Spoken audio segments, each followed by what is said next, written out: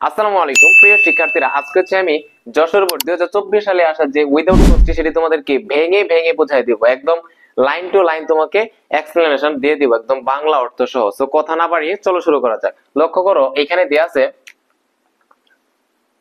যে Nelson Mandela was an unconditional brave. Unconditional মানে হচ্ছে তোমার কি নিঃশর্ত বা শর্তহীন, ঠিক আছে। ব্রেভ ফাইটার, নেলসন ম্যান্ডেলা ছিল একজন নিঃশর্ত সাহসী যোদ্ধা এগেইনস্ট এগেইনস্ট রেস ডিসক্রিমিনেশন। কিসের বিরুদ্ধে তিনি যোদ্ধা ছিলেন? কিসের বিরুদ্ধে তিনি সোচ্চার ছিলেন? তিনি সোচ্চার ছিলেন কিসের বিরুদ্ধে? Race discrimination. রেস ডিসক্রিমিনেশন মানে হচ্ছে তোমার বর্ণ বৈষম্য। ডিসক্রিমিনেশন মানে কি? বৈষম্য। রেস মানে হচ্ছে বর্ণ বা জাতি। রেস ডিসক্রিমিনেশন মানে কি? জাতিগত বৈষম্য বা বর্ণ বৈষম্য। ওই বর্ণ বৈষম্যের বিরুদ্ধে তিনি কি ছিলেন? সোচ্চার ছিলেন। তিনি কি করেছিলেন? অনেক তার জীবনে সংগ্রাম করছে এবং তিনি তীব্রভাবে এটা কি করতেন? ঘৃণা করতেন রেস ডিসক্রিমিনেশনকে, ঠিক আছে। এরপর লক্ষ্য করো, during his dash he had dash himself to his of the people of Africa. আফ্রিকার ড্যাশ, আফ্রিকার মানুষের জন্য তিনি কিছু একটা করছেন। দেখো তো, ডিউরিং হিজ ড্যাশ মানে তার জীবনকালে, তার জীবদ্দশায় তিনি কি করছে? হি হ্যাড ড্যাশ হিমসেলফ, তিনি তাকে নিয়োজিত করছে, তিনি তাকে উৎসর্গ করে দিছে। কাদের জন্য উৎসর্গ করে দিছে? To his dash of the people of Africa. আফ্রিকার যে মানুষ ছিল, আফ্রিকার মানুষের সংগ্রামের জন্য, আফ্রিকার মানুষের যুদ্ধে বা আফ্রিকার মানুষের ভালোর জন্য তিনি কি করছে? তার নিজেকে তার জীবদ্দশায় উৎসর্গ করে দিছে, তাই না? একটু লক্ষ্য করো তাহলে, ডিউরিং হিজ ড্যাশ তাহলে মানে কি? তার একটা সময় বোঝাইতেছে। ডিউরিং হিজ ড্যাশ মানে কি? তার জীবনকালে, তার যে নেলসন ম্যান্ডেলা তার যে জীবদ্দশা, তার যে জীবনকাল, এটাকে বোঝাচ্ছে। তাহলে ডিউরিং হিজ ড্যাশ মানে কি? তার জীবনকালে, তার জীবনকালে, তার জীবনকালে।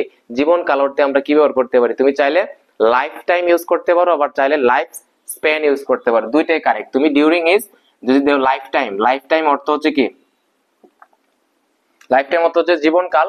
আবার তুমি চাইলে লাইফ স্প্যান দিতে পারো, লাইফ এসপিএন। লাইফ স্প্যান অর্থ জীবনকাল, আবার লাইফ টাইম অর্থ কি?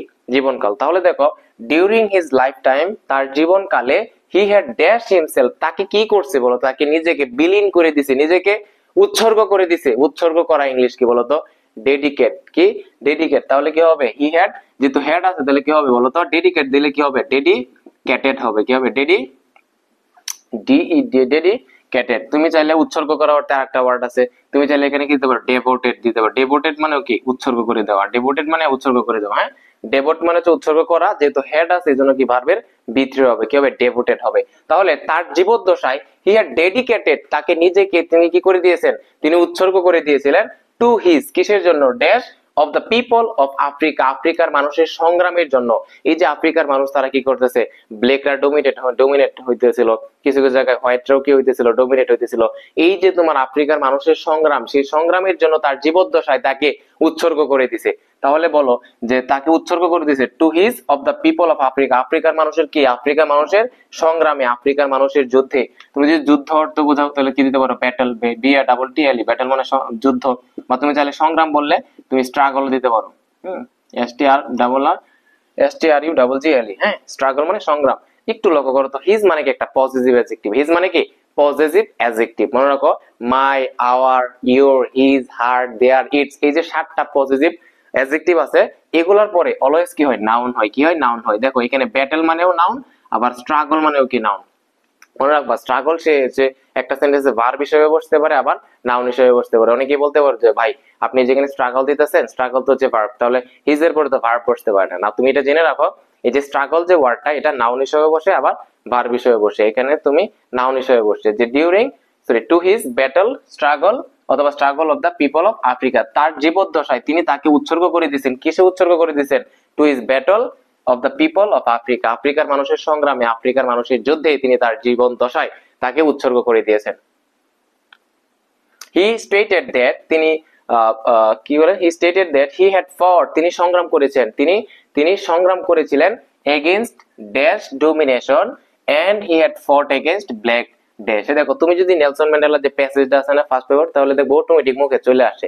এগুলো হচ্ছে আমি এতবার পড়ছিলাম পেজেসগুলা, এখন অটোমেটিক সেন্টেন্স বললি আমার হচ্ছে মুখ দিয়ে তোমার ওই ওয়ার্ডটা চলে আসে, মানে অটোমেটিক্যালি বলতেছে যে তিনি তিনি কি করেছেন? তিনি হোয়াইট ডোমিনেশন আর যদি হোয়াইটরা যদি কখনো ডোমিনেট হইতো, নির্যাতিত হইতো, তখন ওইটার বিরুদ্ধে তিনি সোচ্চার ছিলেন। আবার কখনো যদি তিনি দেখতেন যে ব্ল্যাকরা ডোমিনেট হইতেছে, তারা কি হইতেছে? নির্যাতনের শিকার হইতেছে, তখন কি করতেন? ওই ব্ল্যাকরা যে ডোমিনেশন হইতেছে ওইটার বিরুদ্ধে তিনি কি ছিলেন?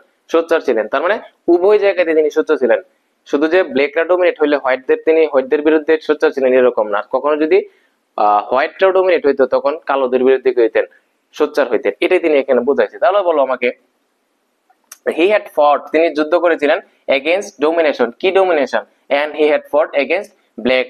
তাহলে দেখো এখানে যদি ব্ল্যাক আছে তাহলে এখানে অবশ্যই কি হবে, হোয়াইট হবে। তিনি হোয়াইট ডোমিনেশন,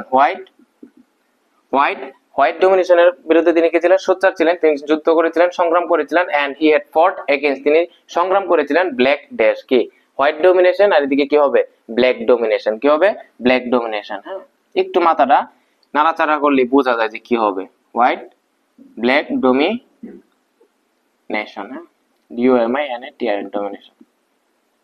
ঠিক আছে, তাহলে এখানে কি দাঁড়াইতেছে অর্থটা, যে হি stated that he had fought against, তিনি যুদ্ধ করেছিলেন, সংগ্রাম করেছিলেন, হোয়াইট ডোমিনেশন, তিনি সাদাদের বিরুদ্ধে তিনি কি ছিলেন, তিনি যখন সাদারা নির্যাতিত হইতো ওইটার বিরুদ্ধে তিনি সংগ্রাম করেছিলেন।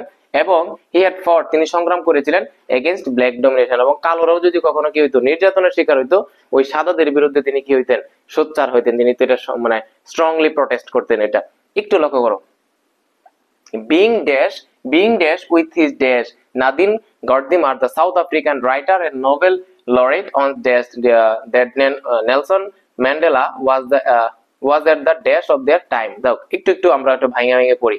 বলতেছে being dash with his dash, Nadine Gordimer, the South African writer, ওই যে নেলসন ম্যান্ডেলার যে একটা ডেডিকেশন, তিনি হোয়াইটদের বিরুদ্ধে তিনি সোচ্চার ছিলেন, আবার ব্ল্যাকদের বিরুদ্ধে তিনি কি ছিলেন, সোচ্চার ছিলেন। এই যে তার যে একটা ডেডিকেশন, এই যে তার একটা কি ডেডিকেশন, উৎসর্গ, এই যে ডেডিকেশন, এই ডেডিকেশনে তোমার কি হয়ে গেছে, আকৃষ্ট হয়ে গেছে, মুগ্ধ হয়ে গেছে। কে মুগ্ধ হয়েছে, ওই নাদিন গর্দিমার আছে না, নাদিন গর্দিমার, ওই নাদিন গর্দিমার কি হয়েছিল, নেলসন ম্যান্ডেলার যে এই যে একটা ডেডিকেশন, কি একটা ডেডিকেশন, এই ডেডিকেশনের প্রতি তিনি কি হয়েছিলেন, মুগ্ধ হয়ে গেছিলেন। কে মুগ্ধ হয়েছিল, নাদিন গর্দিমার কি হয়েছিল, মুগ্ধ হয়েছিল।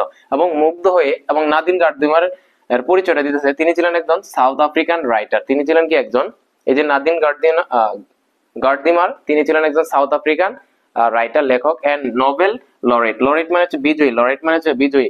ওই যে নাদিন গর্দিমার, তিনি ছিলেন সাউথ আফ্রিকার একজন লেখক এবং তিনি একজন নোবেল বিজয়ী ছিলেন। And dash that Mandela was at the dash of their time. তাহলে বলো, তিনি নাদিন গর্দিমার কি হয়েছিলেন, কি হয়েছিলেন, তিনি মুগ্ধ হয়ে, তিনি কি হয়েছিলেন, মুগ্ধ হয়ে গেছিল। তাহলে মুগ্ধ হওয়া ইংলিশ কি বলতো, ফেসিনেট, কি ফেসিনেট, FASCI, ফেসিনেট, তাই না? বলো তো এখানে ফেসিনেটই থাকবে কিনা, নাকি অন্য কোনো কিছু করতে হবে কিনা? ফেসিনেট মানে কি, মুগ্ধ করা। নাদিন গর্দিমার কি মুগ্ধ করছে, নাকি নাদিন গর্দিমার মুগ্ধ হয়েছিল, কোনটা? অবশ্যই নাদিন গর্দিমার মুগ্ধ হয়েছিল, মানে কি প্যাসিভ মোডে আছে। তাহলে আমি এখানে ফেসিনেট দিব নাকি ফেসিনেটেড দিব? অবশ্যই ফেসিনেটেড হবে। যে বিং ফেসিনেটেড, তিনি মুগ্ধ হয়ে with his dash, নাদিন with his, তার কিসে মুগ্ধ হয়েছে বলতো? এই যে নাদিন গর্দিমার, তিনি মুগ্ধ হয়েছে কিসের প্রতি, নেলসন ম্যান্ডেলা কিসের প্রতি মুগ্ধ হয়েছে? অবশ্যই তার ডেডিকেশনের প্রতি কি হয়েছে, তিনি মুগ্ধ হয়ে গেছেন। হ্যাঁ,